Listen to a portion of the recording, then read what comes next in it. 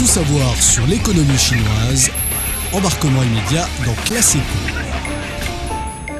Bonjour à tous, aujourd'hui nous allons parler d'un sujet qui sent bon pour certains, le durian. Car la Chine vient d'ouvrir ses portes au durian frais de la Malaisie. La star du monde du durian, Musang King, la variété la plus populaire en Malaisie, est attendue en Chine dès août.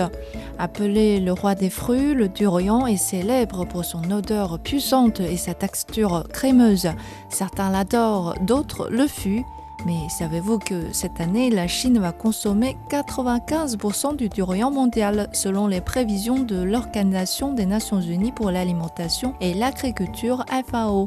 Une statistique qui nous pousse à nous demander comment ce fruit a conquis les papilles des Chinois. Vous savez, le durian, ce fruit aux épines et au goût unique, a une histoire fascinante en Chine qui remonte au voyage de Zheng He en Asie du Sud-Est, il y a plus de 600 ans. Cet explorateur qui a fait 7 voyages jusqu'au Moyen-Orient et en Afrique de l'Est a découvert cette plante en Asie du Sud-Est. Imaginez un voyage en mer où la nourriture est rare. L'arôme intense et doux du durian a tellement séduit les marins qu'ils oublient même un moment leur nostalgie. C'est probablement pour cette raison que Zheng He a baptisé le fruit Liu Lian, nostalgie en français. L'appréciation des Chinois pour le durian s'étend depuis la dynastie Ming jusqu'à aujourd'hui.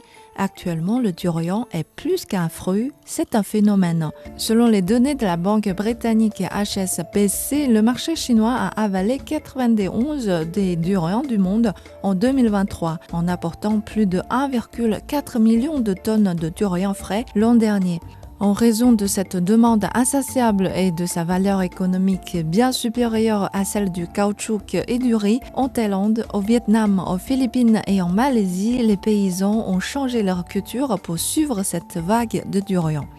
En 2023, la superficie des plantations de durian au Vietnam était de 110 000 hectares, en augmentation de 24% par rapport à l'année précédente. La situation est similaire en Thaïlande. La production de durian y a augmenté de 180% au cours des 12 dernières années et la superficie des plantations a augmenté de 80%. Les exportations de durian de la Thaïlande vers la Chine ont connu une croissance de 28 fois en 10 ans, atteignant un montant de 3,8 milliards de dollars l'an dernier. Maintenant, avec la Chine ouvrant ses portes à plus de durian frais, il est prévisible que la guerre du durian entre la Thaïlande, le Vietnam, les Philippines et la Malaisie soit encore plus intense. Voilà, c'est la fin de cette émission. Merci de l'avoir suivi. À la prochaine.